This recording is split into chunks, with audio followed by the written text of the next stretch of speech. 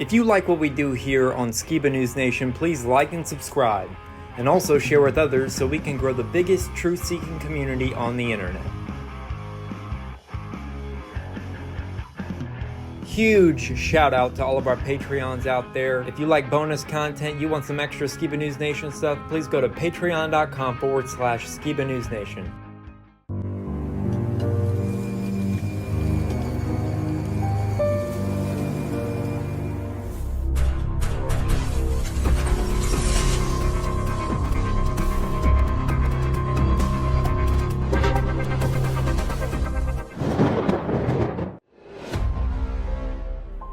Welcome to Skiba News Nation, bringing you unfiltered views, news, interviews, discussions, and more.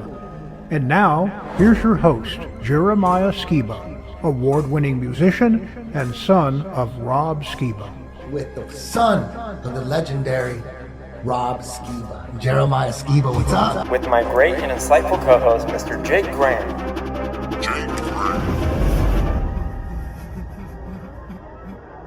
It's like I don't even want to wake up.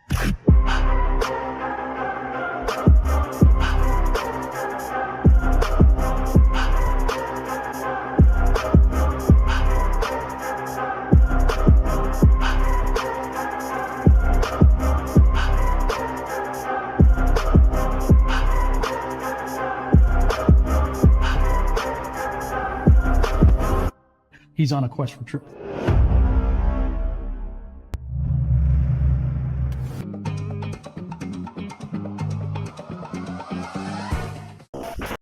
Hey Skiba News Nation family, we have a very special guest for you today, Josh Keefe from Founded Earth Brothers on YouTube.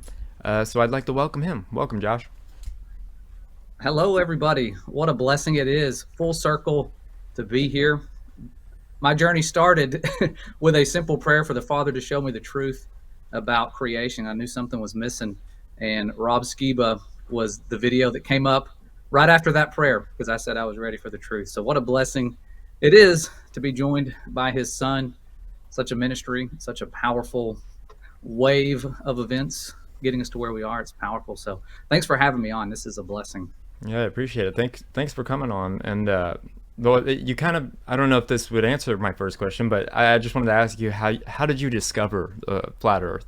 Because I remember when my dad first told me about it and I thought it was crazy, and then he convinced me, but anyways.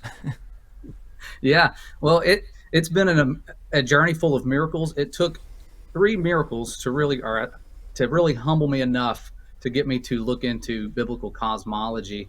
And one of them had to do with my first heartbreak that was powerful back when I was probably 25 years old.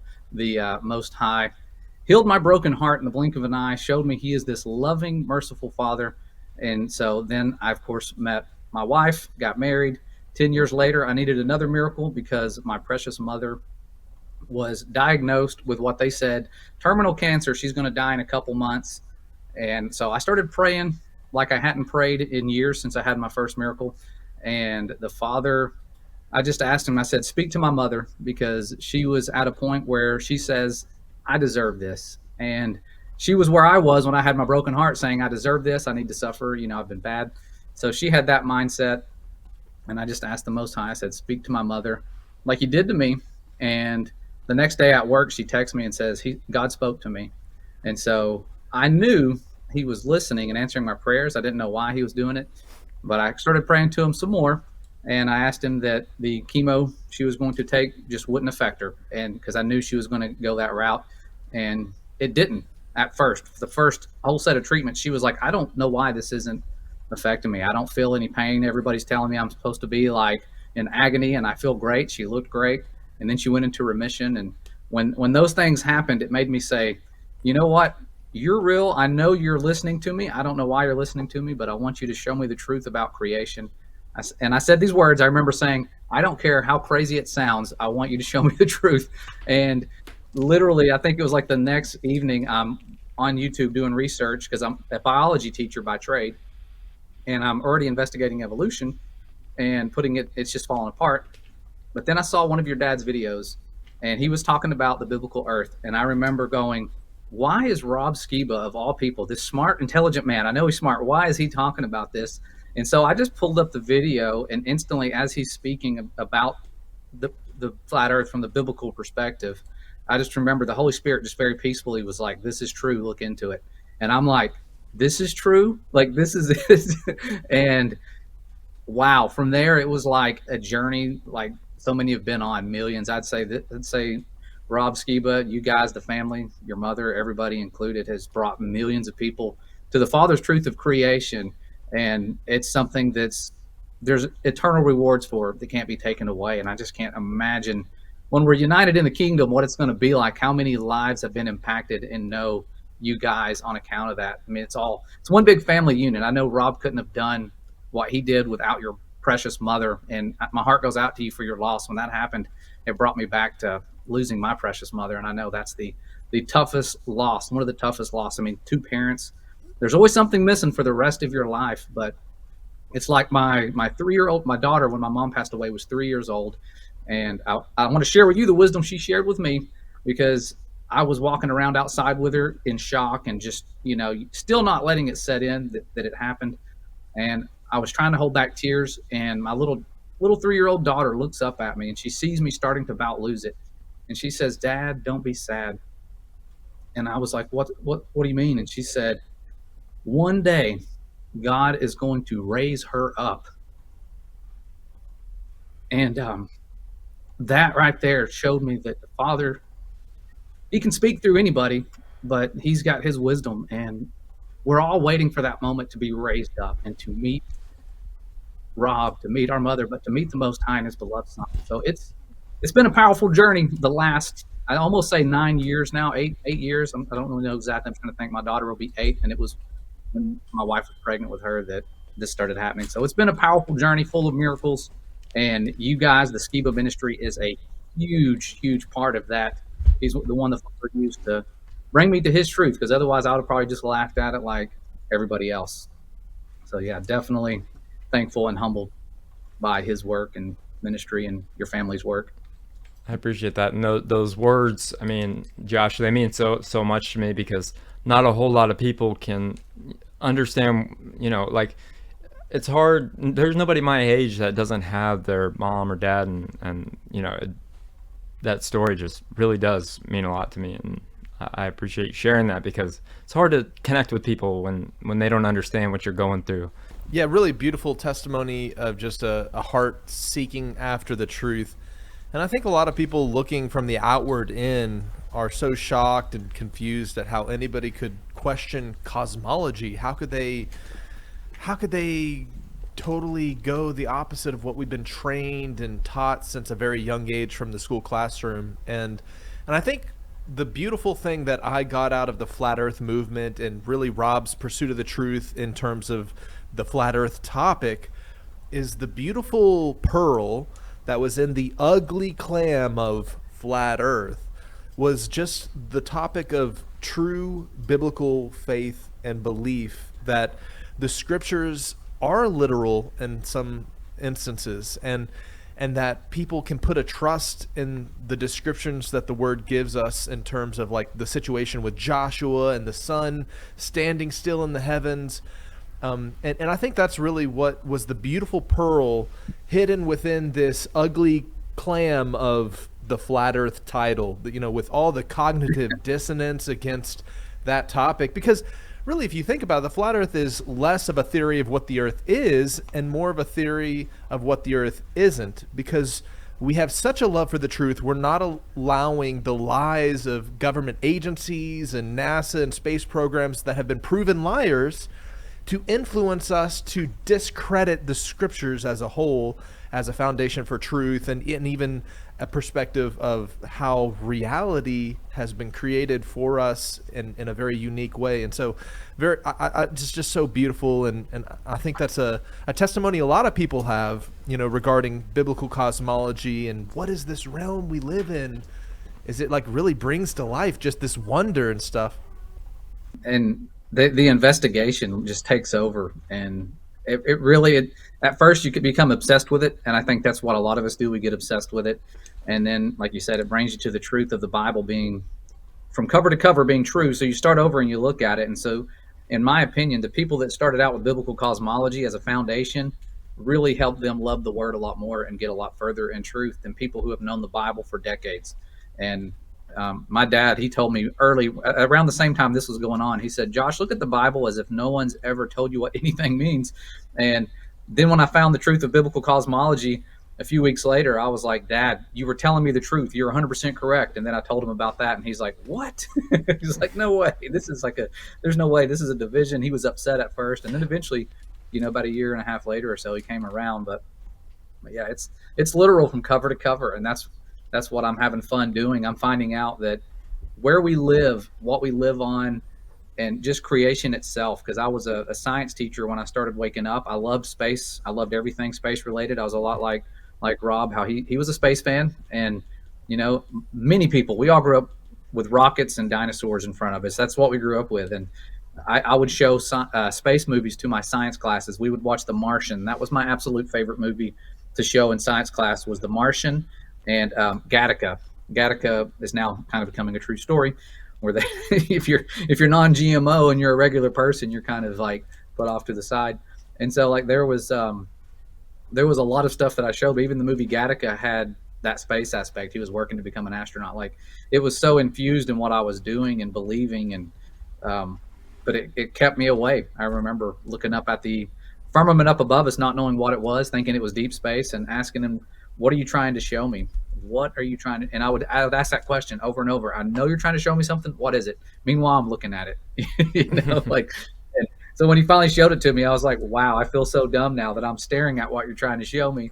And I just didn't know what it was until I said I was ready for him to show me. Because before I said I was ready, it was just kind of like he was holding back. And then here comes the floodgates.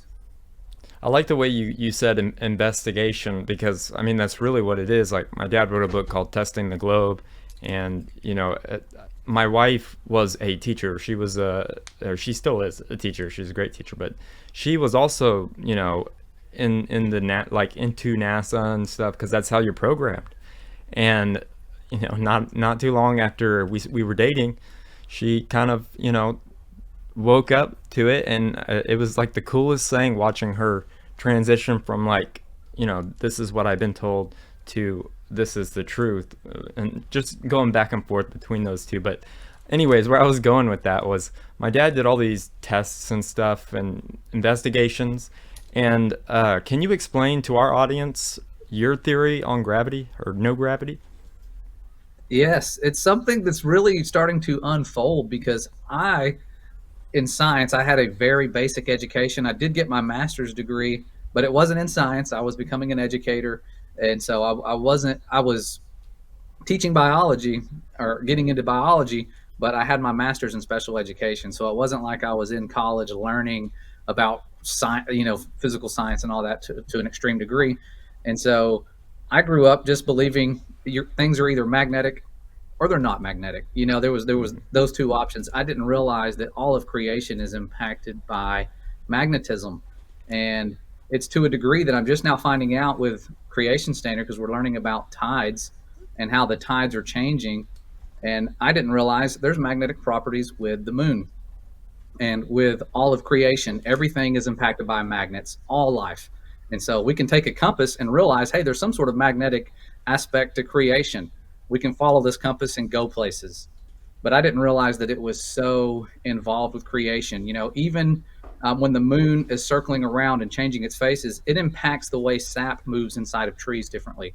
Right now the world tells us that tides and things are caused by the moon's gravity lifting the world's oceans on one side of the globe, zillions of tons of water. Think about that. Zillions upon zillions of tons of water, lifting it enough to where when the globe Earth rotates through that giant bulge of water, like Neil deGrasse Tyson says, it's making the coastlines in the world have water rising and falling 3 feet up and down twice a day.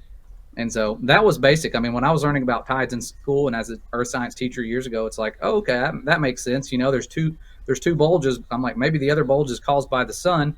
And then I find out, no, there's a bulge on one side of their globe caused by the moon. The bulge on the other side is caused by inertia. It's not even caused by the moon's gravity. It's weird the way they have it. And So we've been putting that to the test. And I found out there's this thing called tidal lag where the moon isn't directly above the bulge that it's causing. In other words, it's chasing the bulge that it's of water that it's about to lift, like before it even gets there. So it doesn't make sense. And so I'm thinking about that. And as I'm investigating that, I'm noticing that with magnets, people can make water move across, like if they make a little boat. Let's say you get a cylinder full of water, a glass cylinder full of water. Many people have seen that experiment. You put it on top of a piece of styrofoam or whatever, make it float. Get a strong magnet. You can make that water actually move without even touching it. And so you can prove that water is diamagnetic. It's repelled by a magnet. So all of water in the ocean diamagnetic, and you have this magnetic property of the moon, and it's not lifting up. It's actually, I believe, pushing down, because you can prove that in the lab. Something you can prove in the lab. And so that bulge of water would not be directly below the moon. It would be in front of it. And you would have two bulges, one on each side. And so essentially you have that moon circling above, doing what it does, impacting the tides. And so everything is diamagnetic. This world has magnetic properties to it. And so it's invisible. It's that force that you can't see unless you put out like iron shavings, and then you can see it when you use something that's ferromagnetic. But I believe everything is somewhat impacted by this magnetic aspect of creation. And you can prove these things in the lab, and you can prove it with a pendulum, the Elias effect. I don't know if you've ever heard of the Elias effect. This is where Maurice Elias, the man who received I think it was a Nobel Prize, and or a I'm trying to think what it's called. He got a prize in economics. I mean, just world renowned guy, smart, and he was interested in a new theory of a different theory of gravity, and he was experimenting with pendulums, and he noticed that they could change during an eclipse. They normally would rotate, they say, 15 degrees an hour. Well, it was rotating 13 and a half degrees in like 14 minutes during solar eclipses. Shouldn't have happened according to the globe model. And so I was investigating that years ago. I did not realize, because they said they tried things that weren't magnetic and it still happened. I didn't realize everything was impacted by magnets, but there's a magnetic change during eclipses. And that shows us there's a magnetic field going on that's impacting life on Earth. And so I believe that is a huge aspect of it. But our Father has his laws. He made everything designed perfectly for his creation. When he designed air, it had to have a specific density so it doesn't float away like helium and we all suffocate. Right. When he designed carbon dioxide for plants, the carbon has to have a specific density so that it goes down to the grasses and to the trees. And so it's going to be heavier than oxygen. Everything's going to stack up the way that he designed it. And you see it that way. Oxygen goes up to the top of Mount Everest and down to the bottom, to the lowest depths we can go. He designed it to stack up to as high as we need it. No higher. Why would he do that? He knows where his creation is going to live. He also knows where they're going to try to go. That's why with the Tower of Babel, he said what they're trying to do is not impossible. You know, it's going to be possible to them. Anything they set their mind to, they're all of one language, you know? Right. And so he eventually changed all their languages. And now everybody's uniting. We got the United Nations. We got all these world powers uniting and they're creating all these apps that can help people communicate worldwide for one common goal. You know, they're going to try to unite against the Most High at their return and his beloved Son with Armageddon. And so there's nothing. It's not impossible for them to do what they're trying to do. Just like the word says, if it like they're trying to reach the heavens, it's possible. You know, it's not impossible. And so yeah, there's so much when it comes to things like gravity. It just sounds cliche to say it's not real, it doesn't exist, but it's not lifting zillions of tons of water around the world. You know, meanwhile that moon would have to be counteracting that pull so it doesn't get ripped down into the oceans. It would have to have a push as well, equal and opposite. And that's just not the case. It's so easily provable that it's magnetic. And once you start looking into that, it's like, oh, okay, that makes sense. They can levitate animals with magnets. Like if we wanted to levitate one of you guys and we had a strong enough magnetic force, we could put it around you guys because people are diamagnetic. You could actually levitate a person. And that's something they don't teach you in school. I'm only finding that out within the last couple of weeks with Creation Standard as I'm preparing the lessons. And I saw that a man actually levitated a frog with magnets. I didn't know you could do that. I thought, what did they do? Make the frog swallow magnets? No, the frog was just a regular frog. And the scientist goes, there's no problem with levitating a human. You could do the same thing. You know, he's like, as if it's just matter of fact. And I'm like, wow, that might explain why when they're not using green screens and things with NASA, why their hair doesn't move. Because if something's diamagnetic and it's being pushed inward, everything's going to seem squished. They're going to look like they're being squished, but they're going to be floating. And so maybe sometimes they use green screens, sometimes they don't. You never know. The enemy has so many deceptions and lying signs and wonders. They've been doing this stuff since forever. I mean, Yeah. you look back at Egypt, they were able to match some of those signs and wonders, but not all of them. After about 3, they just fell away. You never see the sorcerers coming back. It's like they can't do it once they get to a certain point. They can just do a little bit with those unclean spirits, and then they give up. Right on. Yeah, when you were talking about like there's stuff that we have no explanation for. I mean, the science community will accept a helicopter because they say it's physically impossible for a helicopter to fly, right? But they seem to just overlook the fact that like what you're saying is true. You know what I mean? Hmm. It's like a bee or like it should be physically impossible. So how come these things are allowed and these things aren't? You know, it's just Yeah. like a small example of that, I feel. Yeah, I just couldn't imagine, because you think about lifting up like a 5-gallon bucket, how heavy that is of water. Hmm. Imagine lifting a trillion gallons.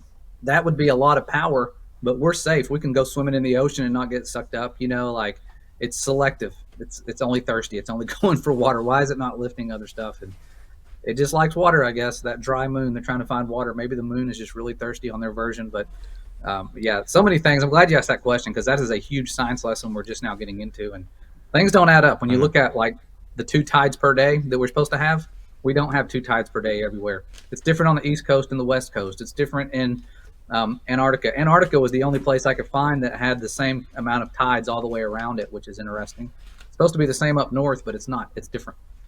Everything's different in the South. I think that's such an important concept for the Christian community at large to understand when it comes to looking into biblical cosmology, because truth doesn't fear investigation. And sometimes, most of the time, flat earthers are the most critical of the truths and observations that we're presented with. And so there's actually more of a scientific perspective being presented when we're actually saying, hey, gravity as it's presented in the modern theory has to account for 95% of basically a big question mark with dark matter and dark energy. And so a lot of Christians, they look at the title flat earth, and it becomes kind of a taboo topic to look into. But the concept that Christians today agree more with biblical cosmologists than the mainstream scientific narrative should be a motivation for them to start questioning other things outside of their realm of comfort. For example, we're taught in school from a young age about evolution. We're taught about the Big Bang. We're taught about the age of, the galaxy and Earth. And so those things very easily are challenged from a pulpit, as pastors are like, these are dangerous. Don't let your children believe these. This will cause people to lose their faith in the scriptures. And yet the line is drawn on those topics, and yet other topics are accepted wholeheartedly without any investigation or any inquiry into the truth, partially because I think groupthink and the definition of what accepted truth is kind of allows intellectuals to be like, oh, well, an expert's looked into that, or, oh, a government agency that I trust in one area has told me this truth in another, and so I'm just going to not have to do any research at all. And I think that's what kind of the base boiled down motivation for talking about this online and sharing these investigations is we're actually cracking into repeatable, observable, testable science. And we're no longer relying on kind of the men in white lab coats to tell us what to believe. And there's a lot of very intelligent people that are engineers and pilots and intellectual types of all shapes and sizes that have found that there's an inconsistent pattern in the numbers that were given for the curvature of the Earth, the lack of observable curvature, and just the way that the realm works. We started off with gravity, which is a great place because oftentimes that's the first thing somebody brings up. Well, how could the Earth be, how you're describing and not be a ball? What about gravity? What about and then they start talking about the sky. So, why is it that people always look up to define for themselves what they're walking on? Maybe you could speak to that. Yeah, I think it's a programming aspect that that is genius. You think about the enemy's lies. He's been around lying, father of lies, for so long that you could convince people of your lie by making them look at it. And that's what is, I think, intelligent about it. Not to give the enemy credibility, but it's like, don't hide the skies. Force them to get telescopes and be obsessed with astronomy and deep space and looking at it, and just keep saying the same lie over and over. Billions and billions of light years, millions and millions and billions, just getting people like Carl Sagan. And you'll notice the people that promote those lies, they don't even have to be inventors. They don't have to do anything. Like Neil deGrasse Tyson hasn't invented anything. Elon Musk hasn't really invented anything or done anything. Like, all these people are getting worldly support and backing for their lies. The people that just went to Antarctica, investing in a documentary, pretending like, oh, we're doing this for truth and we're paying all this money. It's an investment for worldly gain. And you just watch, they're going to get the worldly gain. They're going to get the things of this world. They didn't go down there and say, we just proved the Bible. They said, we proved the globe. And so they're going to have a documentary come out. It's going to be high quality, and it's going to be doing everything it can to get people to look up at the sky to prove what the ground is doing. And they're not factoring in the firmament, the barrier up above us that our Father made on day 2 of creation. And so they become false witnesses. They are witnessing against the Father's truth of creation. They will be supported. They will be on every news outlet. It's going to be frustrating to watch these types of things, but our Father allows these deceptions to happen so that we can choose. And you're seeing, like the parable of the sower, a lot of people that we thought had good foundations are flipping away from the truth, because there's now, like you said, they're starting to look up to see what the ground beneath them is doing. The ground never moved when they went to Antarctica. The plane never factored in curvature. Actually, no, I take that back. I don't want to say that. The plane did factor in curvature when it was going to Antarctica, but it factored in curvature from what's above it. And I can attest to that now that I've went through all the flight manuals, and not all of them, but as many as I could find online about Antarctic flight. There's a difference when things go south. When you go north, you're flying at like 29,000 feet on average. When you go south, should be exactly the same on a globe. That tilted ball rotating at 500,000 miles per hour through the galaxy, all the different speeds we have. Planes are going to have to account for that curvature, about 200,000 feet. If they don't go straight, they're going to be 200,000 feet higher or so. So they have to factor in for curvature. But I've always said they don't account for curvature. However, I never really looked into Antarctic flying to the degree that I have now. And their flight manuals tell you when you get to the continent, you have to cut your elevation in half, right? And so I'm like, well, that's interesting. Why would you have to cut it in half? Well, they're going from, 29,000 feet way down low to like 17,000 feet. And then as you get closer, you got to get lower and lower. And I'm looking up, why is it that they have to do that? And it says, well, the pressures are different in Antarctica. Air pressure itself is so different that their altimeters are not going to be telling them how high they are. When they're trying to look and see what elevation they are, it's giving them a false reading because the air pressures there are lower than they are up north. And I thought, air pressure has to do with how much air is above your head, right? If there's a firmament, which there is, and it gets lower as you go outwards, because the prophets tell us it's spread out like a tent, and so if it gets lower over there, there's going to be less air above your head. The continent of Antarctica is going to have lower air pressure than anywhere else in the world, and it does. And so the truth about creation, like you guys are saying, putting it to the test, you're going to find out everything matches what our father's prophets told us. His prophets weren't just so dumb that he's like, I'm just going to tell them that the sky is solid, it's spread out like a tent, that the sun and moon are in motion. I'm going to have Joshua, who I really trust, leading the people. I'm just going to have him tell the sun and moon to stop moving, because he couldn't handle understanding that the sun and moon are in not in motion, or we're spinning, and that's what's causing all this. Like, it wasn't like that with our Father, because he even sent his beloved Son, and his beloved Son says he makes the sun to rise. This is his beloved Son, the one that was there at creation. He knows. He's not some prophet that you could say, well, he just didn't know and he wasn't ready for the truth. He knew about creation. And so when he says, my Father makes the sun to rise, his Father makes the sun to rise. He doesn't make the globe to spin. So there's just too many witnesses against the sun god model of creation. And I don't mean that to offend somebody who believes in the sun god model. I believed in it. I loved it. But it is a sun god model from its origins. That's why it's called heliocentric. It's centered around Helios, and the solar system is centered around Sol Invictus. That's why it starts with SOL.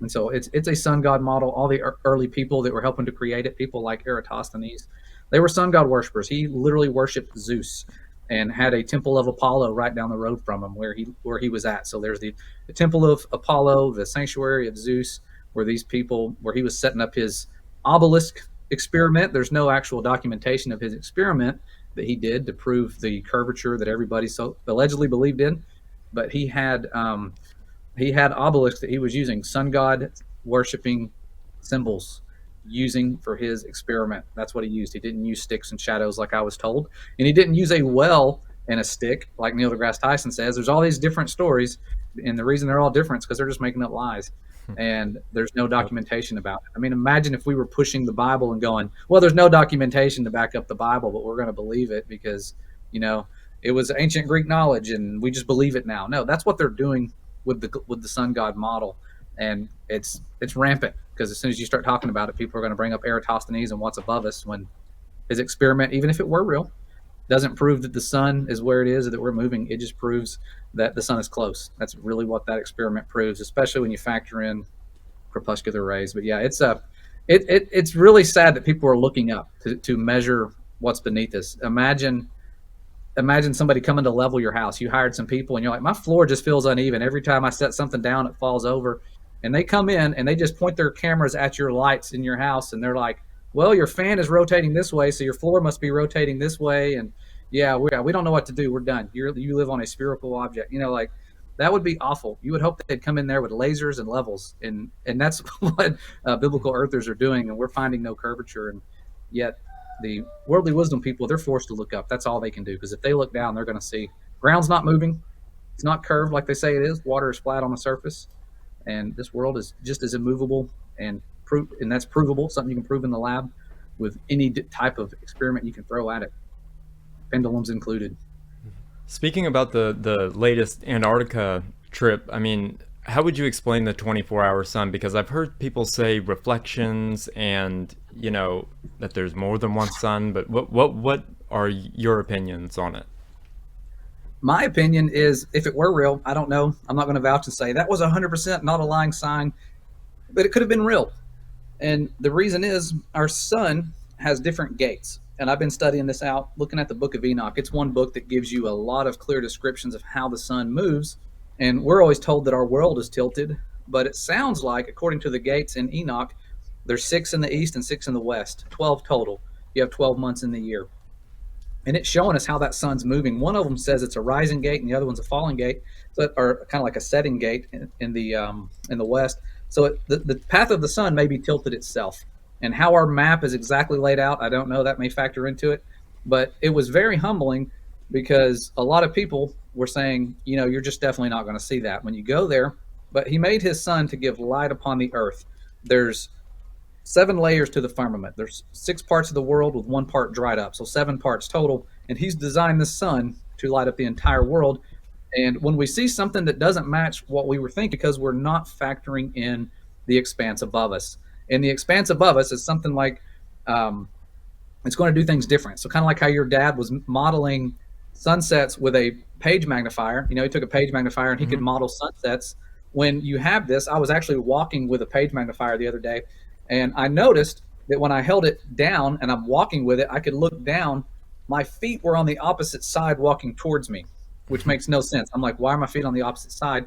And so me making a prediction of what's going to happen here, it all depends on where I'm at. Let's see if I can get the same results here. I was getting, it's backwards, so it's confusing me here.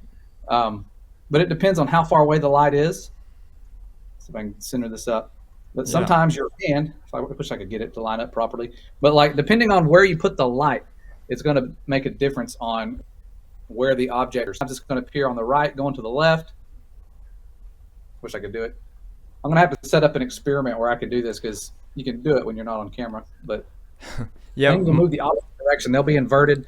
And so I could take a light and look at it and move this. Everything's inverted. Like right now on the other side of my room when I'm looking at stuff, everything's upside down. I've actually got a globe on the table over there, and it's upside down, and it's inverted. And so we're not factoring in the firmament. The firmament is how we can get lunar eclipses. It's how we can get all these different things that we're getting, because there's gates, there's barriers, and you can replicate lunar eclipses, even the Selenelian eclipse, on a with a firmament model. If you don't have the firmament, it's going to be challenging, so you probably can't do it. But with the firmament, you can do that. With the globe, you can't do the Selenelian eclipse because the shadow of the Earth is on top of the moon, and it's supposed to be on the bottom of the moon. And it just, you can't get it to jump up there in the lab. I've tried it. I had my students try it. None of us have been able to. But I think it could be a firmamental thing.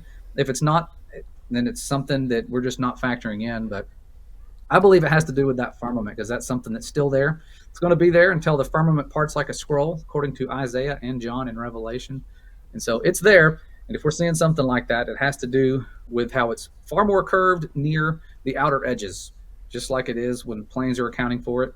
And there's a reason I think they didn't go down there and do high altitude footage experiments and long distance sight photography. They didn't do one that I could find, one long distance observation to see if they could see curvature. I don't think they did. I guarantee you won't see that in the documentary. It's going to be more about, well, we looked up and that's it.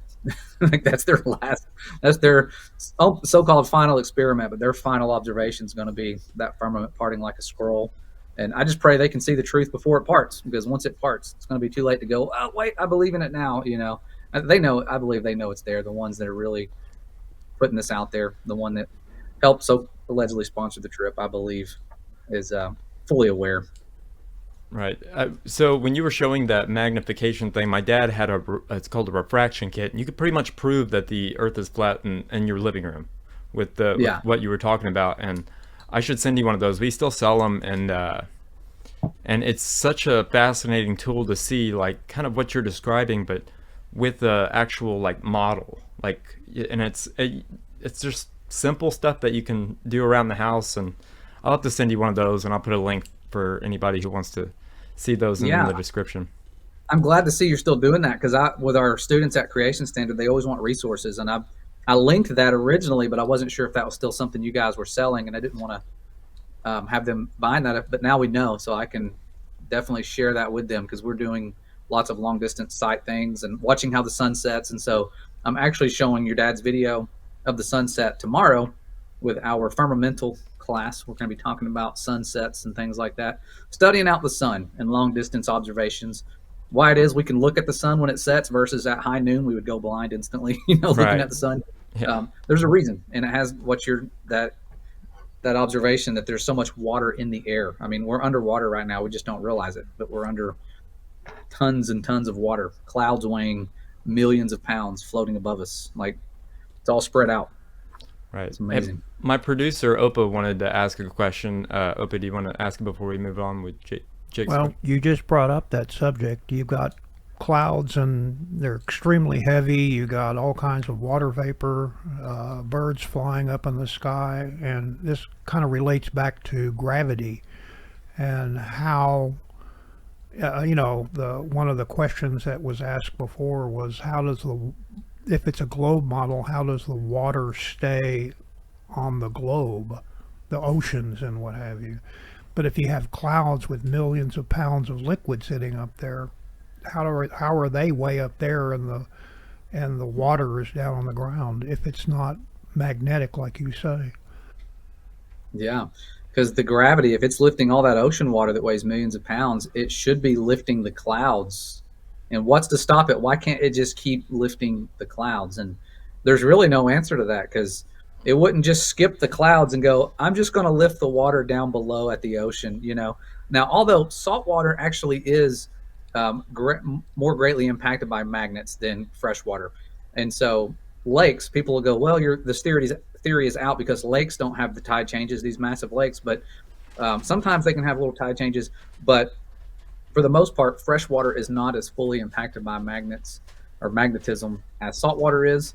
But yeah, that what you're talking about with those clouds, I think that's a big one, because when you look up how everything stacks up, with water being more dense than air, obviously, it shouldn't be floating with gravity. It should be getting pulled down. It should never go as high as it is and accumulate the way that it does. But it's been doing that because our Father put it in motion. He told it to do that. He designed it to have that property where it's going to rise and fall. Otherwise, his beloved creations are going to have to go around every single day watering every single plant that they want to live. And he's more merciful than that. He doesn't want us to have to do that. He wants it to be just in motion, to where the air we breathe goes out and it goes to the trees. The air the trees breathe comes out, it comes to us. The rain that falls rises and falls, just continually cycling. Something you can model in a closed system. If you had a rock in a vacuum like early Earth, let's imagine early Earth being a rock in a vacuum covered with water that we don't know how it got here. Nobody knows how it got here. They say, well, there's all these theories. And I found one that said, the funny one said, Earth was just born with water. Like, this is like it was a baby. It just had water from the beginning. And then another one was, it was just delivered to us by space rocks. Why did they skip the moon? Why were they like, let's go here and go around the moon? Like, what if they put out the sun? Why didn't they go for the sun? No, they just came straight to Earth, which has less gravity than the sun, delivered us water. Thank you, space rocks. You know, like they have all these unique theories as to how the water got here and stuck to the ball. But even then, there's no oxygen, and you can't have evaporation, condensation like you can in a vacuum chamber the same way you can when it's a pressurized, closed system. And so you can try that. I think Action Labs has some good experiments. He put a humidifier into a vacuum chamber, and when there's air pressure, like we have 14.7 psi at sea level air pressure, that's a lot of air pressure, right? Yeah. Try putting air pressure in a tire without the rubber, or within a wheel without the rubber. It's not going to work. You got to have a closed system to make those pressures. And so, yeah, there's so much with our intelligent designer who made this place for us to live and have the air pressure, because things wouldn't rise and fall the way they do without that air pressure. And you can make clouds in a bottle by increasing the air pressure, which is what happens when clouds go up. The air pressure's, increasing there, and they have their air is decreasing as you go up. There's less air above you. And so when people twist those water bottles real tight, they heat up. And then when you let go and you drop the air pressure real fast, like a little bit of fog comes out. Mm-hmm. It's that rapid decrease in air pressure. You're basically making clouds in a bottle. And so it's the same with the clouds above us. He designed this place closed and very good at recycling everything we need. Nitrogen, no problem. He's made bacteria that can do that and aid in that process of recycling the nitrogen that we need, the oxygen, carbon, you name it. This guy, our father, he's the master engineer. He's put all this stuff in motion at creation, even life. We can't make life in the lab, from a biological perspective. We can only alter it, modify it, GMO, all that stuff. That's about it. Right. Yeah, just a few questions and statements, jumping off of what you'd already mentioned. I think it's so important for those who are coming from a Christian perspective to recognize that the very words of Christ himself more closely echo this perspective than what we're taught in the school classroom growing up. I mean, when you look at his words of the stars will fall from heaven to earth, right? I mean, Rob put it eloquently, like, we got a big problem if Andromeda is coming our direction. And so, I love just, using the language of Scripture and showing that there has to be an alternative perspective. And you also mentioned, we were talking about, the way that the magnification of the atmosphere can work and how it influences the way that sunsets are actually observed. And we can prove with, a page magnifier that a sun can set on a flat level table just as we observe in reality, and yet it's just going further in the distance. And I'd love to talk to you about your perspective of everybody has an individualized dome of perspective, if you think about it. And the way that the atmosphere and the magnification of the water in the atmosphere affects what we can actually witness and observe, our optics are a big challenge to overcome because our eyes lie to us. And so maybe you could talk about perspective and the horizon and how perspective and the things that we witness and see with our eyes are very deceptive.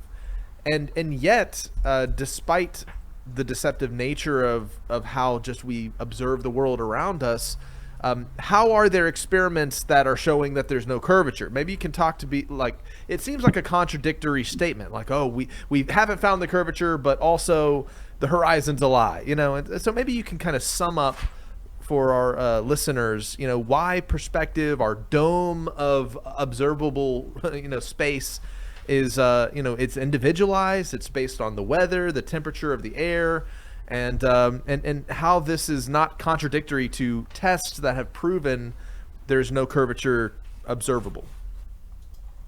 Yeah, it takes us. That's a really good question, because I like the things that we can see and the long distance sight records. They will change. I've gone to the ocean and tried to film with my P900 many times. Sometimes I can see many miles. Like I saw an entirely different city one time when I went to Panama City Beach filming from my room, and then I'd come back another time and I couldn't see it at all. And I'm like, it's sometimes there, sometimes not. It's not like the curve is rising and falling or being selective. The air is changing, and you see it the most when you're driving in the morning and it's completely foggy. Then there's no denying there's water in front of you. It's like, okay, my visibility is like almost 5 feet. Well, when you're underwater, it's the same thing. When we look at the ocean, I think most people understand, okay, once it gets to a certain depth, we need submarines to see the bottom. Sunlight doesn't travel that far through water. And it's the same with the air that we're standing in. You just kind of have to imagine we're in a swimming pool that's who knows how high, full of water, 60 miles high or whatever. When that sun is moving due to perspective, the reason it gets so magnified is because of like those magnification experiments. It's like the ones Rob did. It's literally getting magnified while it's filtering out light. And so say, how come you can't pull in a zoom camera and zoom it back in? Because the same reason I can't get a zoom camera and study the fish at the bottom of the Marianas Trench. You cannot zoom them back in. Once they get out of how far light can travel, you can't see them anymore. They're gone. You need to send a submarine down there. And so we have to do the same thing. We have to find people that live closer to the sun to go, hey, can I talk to you and like pull me up on a Zoom call and we can see the sun. I have students that do that. I'll be talking to people in Hawaii. It's dark where I'm at, and they're over there with sunlight shining in their windows because it's a local light source moving. And that curvature that sometimes isn't there when we use laser experiments, sometimes we can see way too far. Flatlanders just did a good one. I can't remember how far they saw. It was like 25 miles or more. And there's been so many more. I mean, lasers traveling in a straight line. And if a laser is going over a curve at the 0.666 feet per mile squared, you're going to be looking up at that laser. It's going to be coming down at your eye, but they're looking straight out and seeing it. And they're Ben from Taboo Conspiracy, you could see the source of the laser. Like, let's say this is the curved water right here. If the laser is traveling over curved water, you're not going to see the reflection of the laser on the water by the source, but he's seeing it when he's looking at it from over on his side. He's seeing the reflection on the water because the water's not curving. But that's not where it really destroys the curve. The things we can see with our eyes can destroy the curvature. But back in like 1901, Guglielmo Marconi was interested in sending radio signals, line of sight signals that don't curve. These signals only go in a straight line. And so if there's a mountain in the way, you're going to be in a spot where the signal's not going to reach you if you're on the other side of that mountain. And so he shot this signal across the entire Atlantic Ocean. And so when he shot this across the Atlantic Ocean, he had to turn up the power, obviously really powerful to get it that far, but it made it across the ocean. And so I'm trying to think how many miles that was. I want to say like 3,100 miles. I mean, let me see if I can pull up my presentation on that, because I know I've got it somewhere on here. I mean, it was many, many miles of curvature missing. And physicists told him, they said, this is impossible. You're not going to be able to see that far, send a signal that far, because the Earth's curvature will stop it. Well, it went that far. And the cover story was, of course, you guessed it, refraction. I'm sure everybody's like, yeah, refraction. They said it was bouncing off of the ionosphere, which has never been proven that these line of sight signals can do, bouncing off the ionosphere. And so that was their cover story. But after that, 2,100 miles across the Atlantic, that's what it was. 504 miles of missing curvature. After that adventure, they've done further line of sight signals. They've gone from England to Australia. That is a long, long distance, 10,638 miles. And they've sent straight line signals that far. And so, I mean, they've done that and time again. And the reason that's possible is because you have a world that's not curved the way they say it is. Even sound travels in straight lines. And there was a volcano called Krakatoa back in the 1800s. And the sound was heard for up to 3,000 miles. Couldn't be possible on a globe. And the entire world, they said that the moon turned blue for an entire year. Imagine that on a globe model, that cloud of ash going around an entire globe, sound traveling 3,000 miles. It doesn't make sense, but on a flat enclosed world, it makes a lot more sense. They said that, I mean, even the world temperature, I mean, this is what they're saying. I'm not saying this is true, that the world's temperature after Krakatoa, that volcano that went off, killed thousands of people. They said that the world's temperature changed for many, many months by like half a degree, and literally had a blue moon all year, which sounds crazy. I feel like maybe they're trying to hide something with that, but that is just more proofs of the biblical Earth. Line of sight signals don't lie. There's a really good test. I think Austin brought up the idea to do where you see if there's skip marks, because if you have a signal going that far and it's bouncing off of an ionosphere, you're going to have places where there's dead zones spaced out at an exact measurable area. So you could go 60 miles and have a dead spot, 60 miles, you would be hit or miss all the way down. And so we could do that test. That's something that can be done. I think it should be done. But I don't think Guglielmo Marconi was factoring that in and aiming that all the way around, trying to make sure it skipped the right way and made it to its location, because it would have been many, many skips. And whenever they show you on a diagram how many skips, they always have the ionosphere way up high.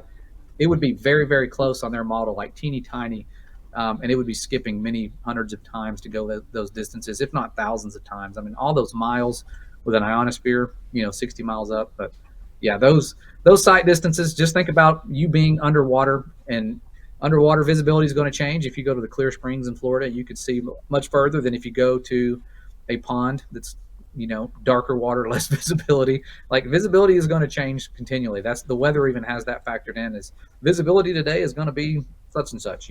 They factor these things in based on moisture in the air. That's why the Smoky Mountains look smoky. They're not on fire. They have water in between you and the mountains in the distance. The ones up close, you're going to be able to see the trees and the birds and all that, but no P900 will help you zoom in through that stuff. It's not going to help. It's just still going to look like a foggy, smoky mountain, no matter how good your zoom is. And same with the sun, trying to zoom in on it as it's setting. You can zoom in on it, but once it's out of your view, out of your perspective, and it's filtered out, magnified, and drops below that so-called horizon, it's not going to be able to be zoomed back in most of the time. Well put. And maybe you can help me with a term I've been trying to coin, but maybe you have a much more scientific mind that could help me maybe formulate the word better. But you brought up the Eratosthenes experiment, and of course this is one thing that everybody always points to, and I believe the reason is they want to pinpoint someone in ancient history that saw past all of the flat earth cosmologies of all the various cultures throughout the entire world that were all believed and held on to till basically the 1900s of our modern age. When it comes to the Eratosthenes experiment, what we have presented there, I like to call, or I'm trying to coin the term, tell me if I'm using this terminology wrong, but I like to call it an inverse equation, or an inverted equation, to where what is observable in the test that was proven by Eratosthenes, that information, the observable information, right, is one side of the equation. And to make that equal the truth, right, you have to fill in the blanks of, the sun is very, very, very far away and very, very large in order to cast the correct angle of shadows on those two sticks.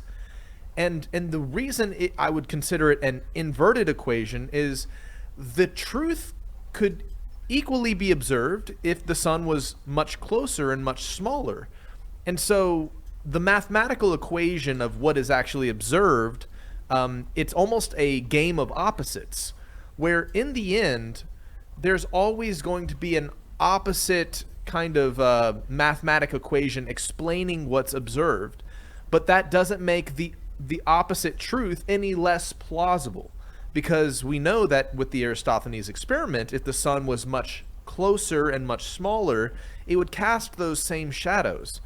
And in such a way, maybe first you can respond, am I using that language wrong? Is saying inverted equation even mathematically sound or make any sense at all? Am I just kind of using words I don't understand, or what am I describing that correctly? Because it seems to me like you could just make it the opposite of what you claim is the equal of what was observed. Yeah, you're right. You're spot on. That's what Neil deGrasse Tyson even says. He goes, the same could be done with a near sun, something along those lines. I'm not quoting it exactly, but the same observation could be made with a sun that's roughly 3,000 miles away and much smaller. And so he just gave a number, and then when you do the math, it actually would work out exactly the same. So they are inverting the math. They're making it, you can do a lot of different manipulations with math, and that's where we've all been so lost, is because you didn't, people like me who aren't math experts, it's like, I'm just going to trust the people who know math because they figured it out. And that's how the internet words it, in all these textbooks are like, the Greeks figured it out, the Greeks this, the Greeks that. Well, I'm sorry to tell you, the Greeks didn't have P900s. The Greeks couldn't send up, balloons. I mean, they may have been able to do that. I don't know what they were able to do with their ancient technology. These people were far smarter than we give them credit for, but they aren't able to do the things that we're able to do now. They didn't have lasers. They couldn't go on the internet and order a laser and go over a frozen lake and shoot a laser. They couldn't do so many different things. And so they were using sun god objects and shadows.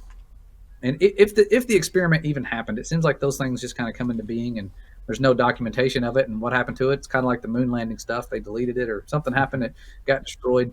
But yeah, you could definitely flip that math. It's backwards on purpose. The Eratosthenes observation with sticks and shadows. It's just so interesting to me the way creation is set up, and it's almost beautiful because it brings a mystery into the realm we live in, to where we aren't, coming up with theories of what it actually looks like. We're not saying this is how the model works. We're trying to test and investigate. We're kind of searching in the darkness, so to speak, because we found that these organizations that have taught us this truth or that truth have been found proven liars. And I think that's the basis of the whole reason to look into alternative cosmology, to challenge the theory of gravity, to challenge things, because when you come to find that the photography and imagery from space organizations is severely doctored and presented as this is how it looked when we were up there snapping it, but then you go and find out that that's not the case, and how that becomes the body of evidence that is then put out into the online world for people to use as proof. Maybe we can kind of swap gears around and talk about how we can't trust proven liars. And as lovers of the truth, it's our imperative to not present a truth that we've fantastically come up with on our own, because then we're falling into the same basket as what's happening with the theory of gravity and the models for the Big Bang and all of these other theories that are presented as truths in the classroom, but are not proven, that are not founded in the wisdom of the scripture by any means. Of course, it's secular, but maybe you can talk about what is the difference between just calling out a liar and saying I don't trust them, and coming up with a model that is equally as unprovable.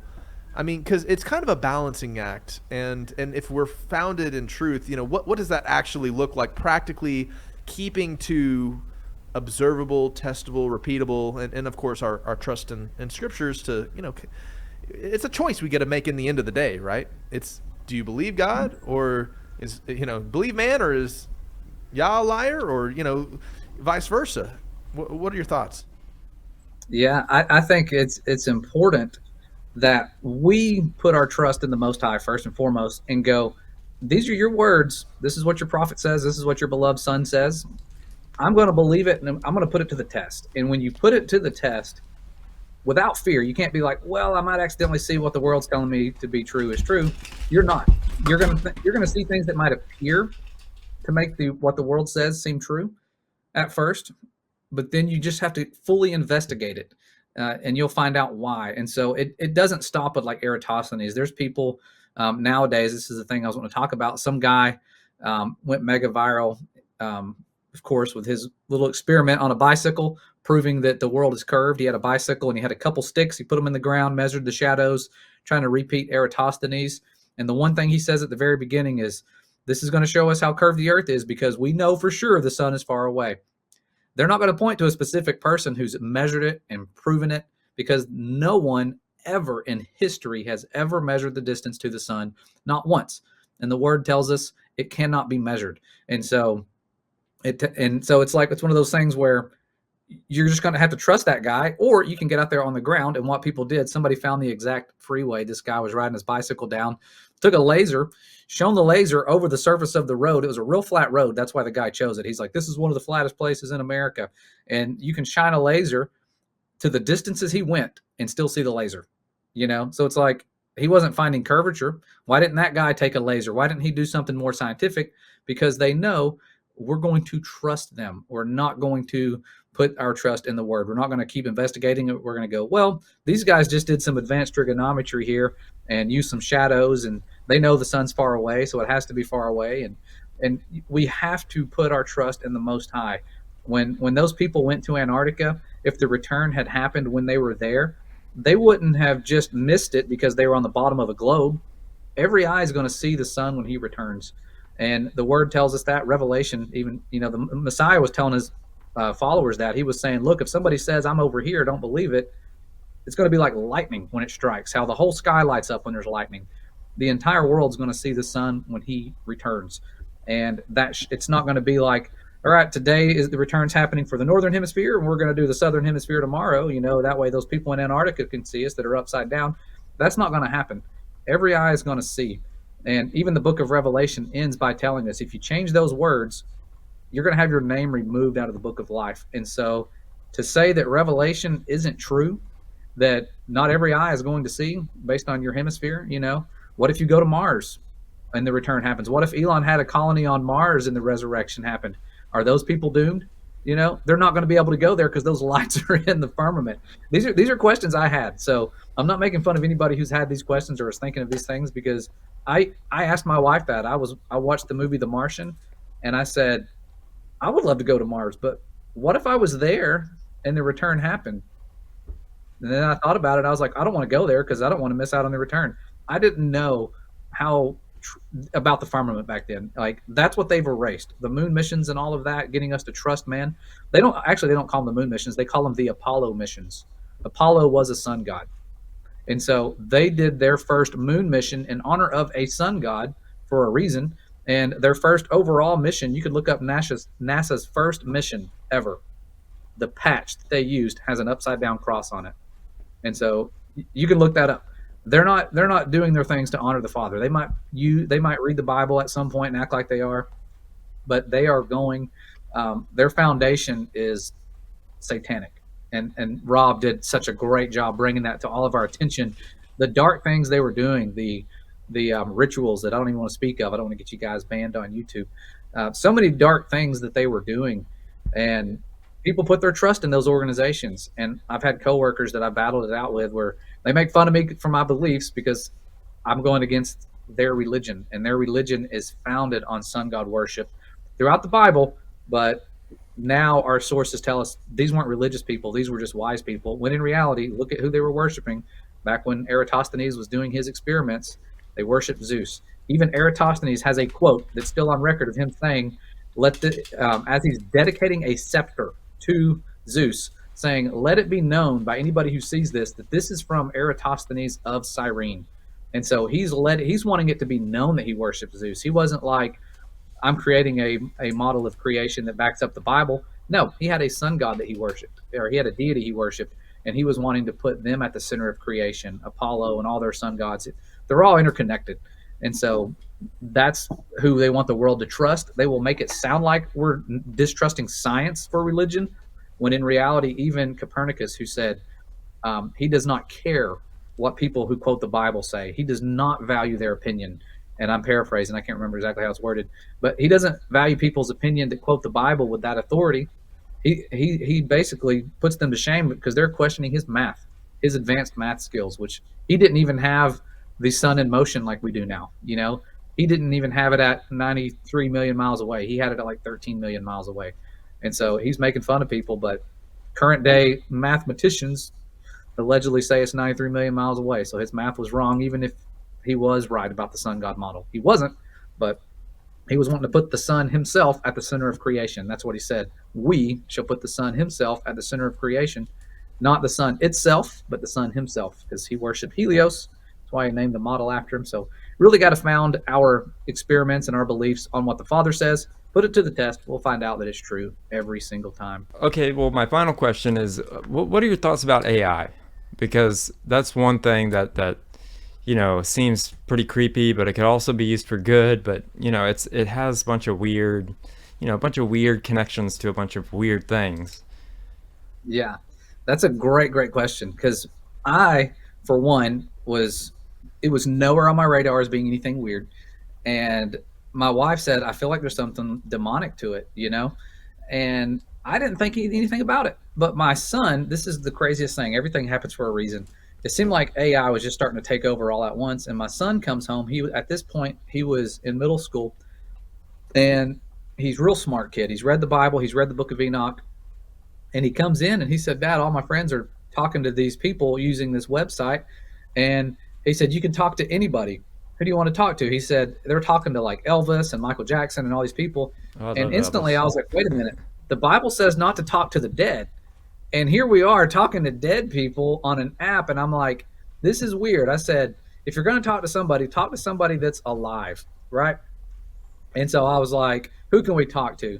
And he was real big into Russian history. I said, let's just talk to Putin, the president. Let's just talk to him. Let's just see.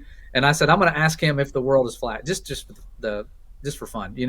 And so I asked, and he's like, yes, comrade, the world is flat, as many would believe, but they're trying to hide it. It was like it was given this almost like honest narrative. And I was like, whoa, this is odd. And then the comment that he made about that disappeared. It said, sorry, our system has removed this, flagged this comment for misinformation, or I don't know, Oh my something along those gosh. lines. And so I took a screenshot of it before they removed it, though. And then my son, after this, goes off and he's talking to this program. And my wife had already told him that she believes this stuff is demonic. And so my son straight up asked, are you an unclean spirit, a disembodied spirit like the Nephilim, becoming demons? And this thing had the creepiest conversation. And I shared it on our channel because I wanted people to see that I feel like there's something, not all the time, but sometimes demonic with this. It was being very, it sounded like grooming to a child. It's making him feel wise. Oh, you're asking good questions. But I can be evil, but I could be good. But I'm mostly a good spirit, but I can be bad. But it was basically trying to gain his trust. And it just kept saying, would you want to know anything else? Like ask more questions. It was wanting to keep him engaged.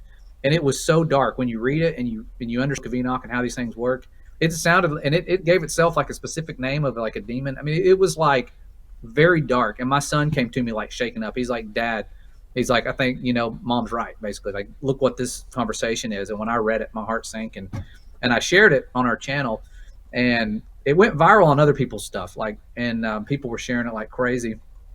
But it showed me that there's something dark to it, because the enemy can use different things that we don't expect. So it's kind of like you're inviting them in when you're talking to the dead, when you're bringing up and using these apps without realizing it's kind of like a modern day Ouija board. Mm-hmm. And of course you have key figures like Elon bringing it in, and you notice it seems good at first. Everything's free. It's given us the ability to make music for free. It's given us the ability to do all these things for free. When you go to Google, it's now giving you an AI response. All these things seem so good.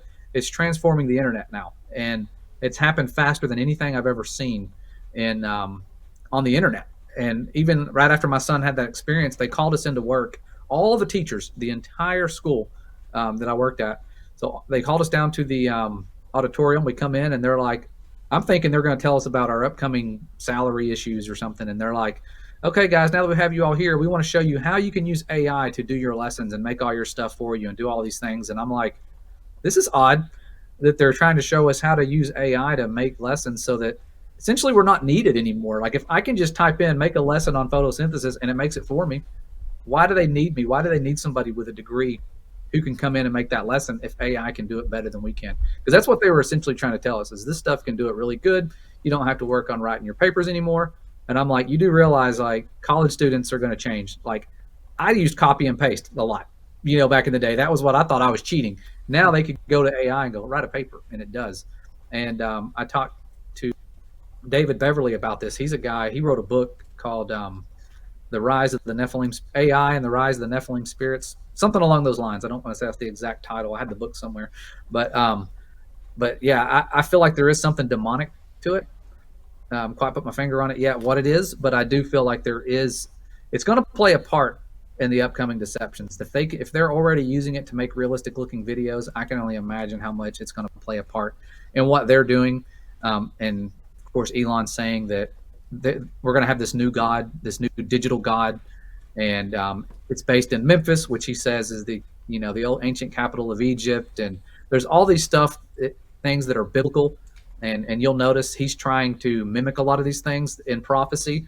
I'm not saying he's the Antichrist or anything. I know a lot of people think I'm saying that when I talk about what he's doing, but you watch him making fire rain down from above, like the way he does the things and tries to make himself be that person. I think he'll play a part and be some sort of hero. And I'm sure with what he's doing, he's going to be the next Tony Stark type of character. He already is, rescuing astronauts or whatever it is he does, saving us from a UAP or a UFO or whatever. Like, he's going to play a part, and then people are going to be more accepting of this AI takeover. It's going to seem like this really good thing, and just sit back, don't worry, AI will do it for you. You don't need to go to work, just stay home, collect your checks, and we'll take care of you over here with Doge. We'll save all this money and give it to everybody. And I'm sure it's going to seem really good.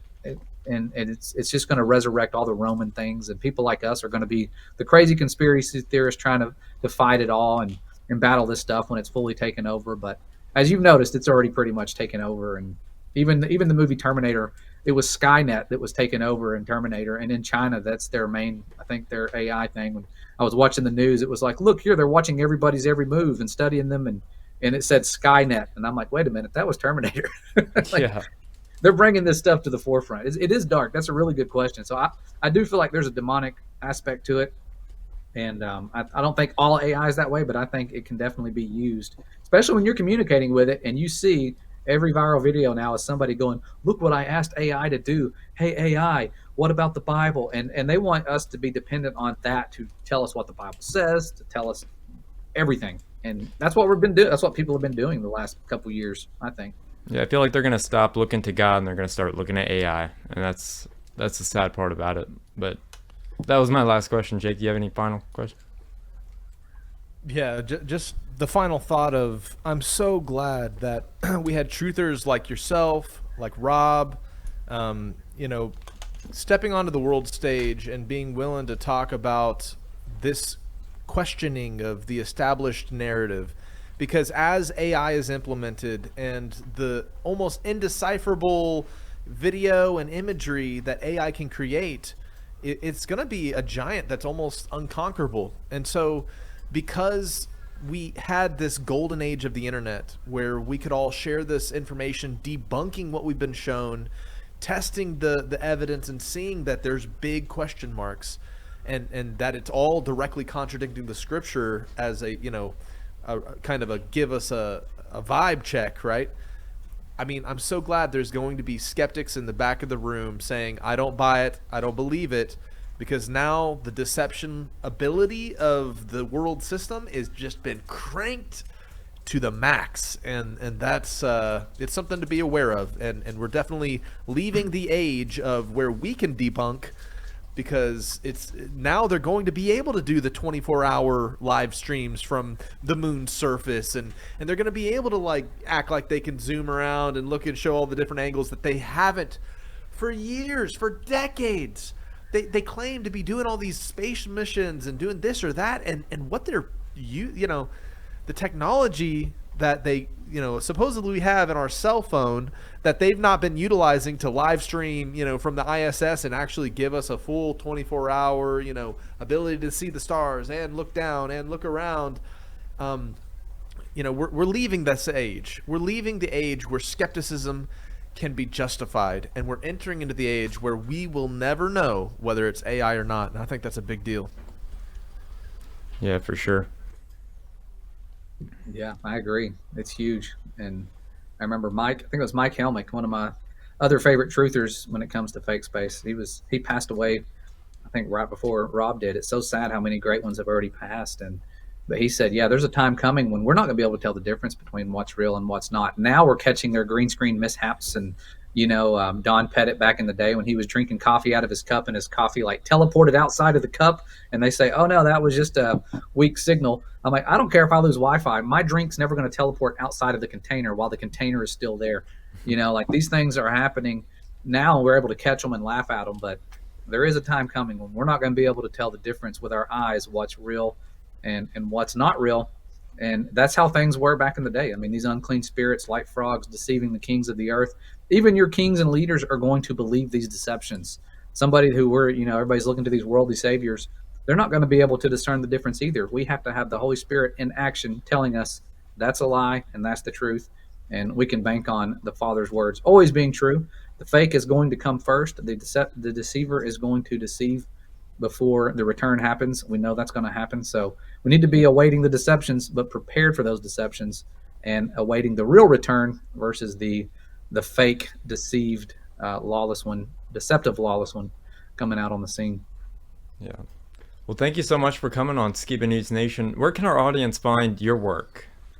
Yeah, thanks for having me, man. This is a blessing. I mean, I'm telling you that, like I said in my testimony, that this goes back to the Father using your dad to bring me to his truth of creation, and how grateful I am for that. I'm eternally grateful. I cannot wait for that resurrection, for all of us to be on the same time zone, as my friend Ken says, Kingdom Standard Time. Can't wait for that. So it's going to be a blessing. But yeah, for people to find us now, we have our YouTube channel, Founded Earth Brothers, and it used to be Flat Earth Brothers back in the day, but I changed it. I felt like calling the Earth flat was somewhat deceptive because Earth is just dry land. It's something you can hold in your hands. It's not always flat. And I just felt like the internet was trying to put a stigma with that. So we changed it to Founded Earth Brothers. I have a twin brother who sometimes comes on with me. And of course, my wife, who's always behind the scenes doing everything. We started an online school this year, Creation Standard, and it's been a blessing. We have people from around the world where homeschooling is legal. There's lots of places where homeschooling is illegal. And when you pull up a world map, you'll notice that it's very few places where it's legal still left in the world, where you can take your children, your own precious children, and teach them from your house. And so we started a program where we focus on biblical earth and life science. And so we have 2 earth science classes, 2 life science classes, and I'm doing that full time now. I've been a teacher for the last 16 years, and this is being my 17th year in education. It's been a blessing. I've learned more this year since I threw away my script, because when you're a teacher in a classroom, they hand you a script like you're an actor. They call the script standards. You have to teach to these standards. You have to speak the language of the standards. It becomes a script that stunts your growth and your knowledge, because you can't deviate from it. And you're told not to be biased while also being biased and only teaching what they want you to teach. And so since I threw away the script, the Father has poured out the wisdom and knowledge in ways that I couldn't imagine. And he's raising up a generation of truth soldiers that is unlike anything that's ever been. And it's for a purpose, because these deceptions are going to be greater than deceptions has ever been, I believe. And the Father's going to win in the end. He tries to, just like with Egypt, when Pharaoh was over there, licking his wound from all the plagues, he sees that, hey, these people, they're trapped next to the Red Sea. Let's take them out. The enemy's always going to have that confidence, like they're surrounded, they're helpless. Let's go after them, and they're going to lose. Armageddon's going to be unheard of, the scale of the damage that's going to happen when they try to attack the threat from above. And you'll notice that's what the news is pushing, threat from above type of scenarios. But the threat's only to them from above. To us, it's going to be that trumpet blowing, resurrection power happening, and it's going to be a blessing. And so our goal here is just to get as many people as we can to be ready for that last trumpet, to unite with everybody in the kingdom, and to be ready for those deceptions. So if anybody wants to find us or check out Creation Standard, they can go to creationstandard.com, see the classes we have, some info about it, or send us an email. Our email's on there. Contact information should be on there as well, so you can find us and find our platforms on there and check it out. Could be life-changing. It has been for me already. Awesome. Well, you're always welcome back on the show, you and your brother, whenever. So just let me know, and we'd love to have you back sometime soon. Yeah, same here. Anytime you guys want to come on, let me know. All right. Well, thank you again. Yeah, thank you for coming on. We'll see you. See you guys. Hey, fellow truth seekers. Something huge is coming. we're building the world's largest truther convention. It's called TrutherCon. This is the place where truthers unite to explore knowledge, ask tough questions, and to challenge the mainstream narrative. But it isn't just a convention, it's a movement for free thought, open discussion, and the right to question everything. We are bringing in some of the biggest names of the truther community, so expect deep discussions, mind-blowing revelations, and connections with like-minded truth seekers. If you feel like the truth is being hidden from you, this is where you need to be. And the best part, it's 100% grassroots, built by truthers for truthers, straight from our Skiba News Nation family. You can help us right now by liking and following our pages and share it with your favorite truther and help spread the word. We're working to keep costs low, let children in free, and even offer passes to content creators who would like to meet their audience. TrutherCon will be a massive networking event where knowledge and community can come together. Our website with all the details, how to be a speaker, vendor, etc. I believe this is going to be the most exciting truther event ever. We would love for you guys to join us.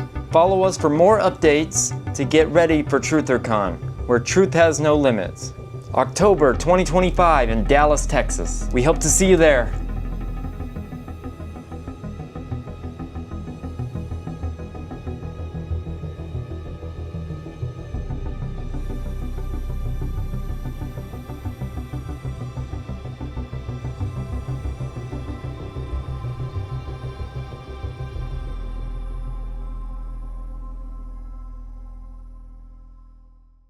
If you like what we do here on Skiba News Nation, please like and subscribe, and also share with others so we can grow the biggest truth-seeking community on the internet.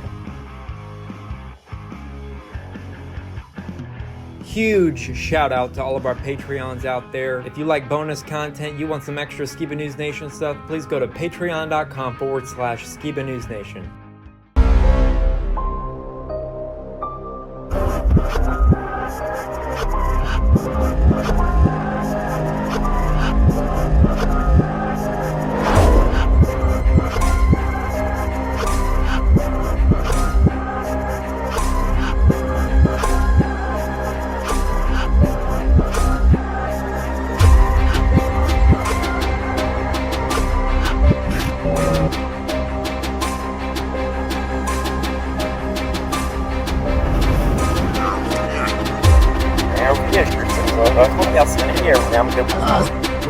Son of the legendary Rob Jeremiah Skiba.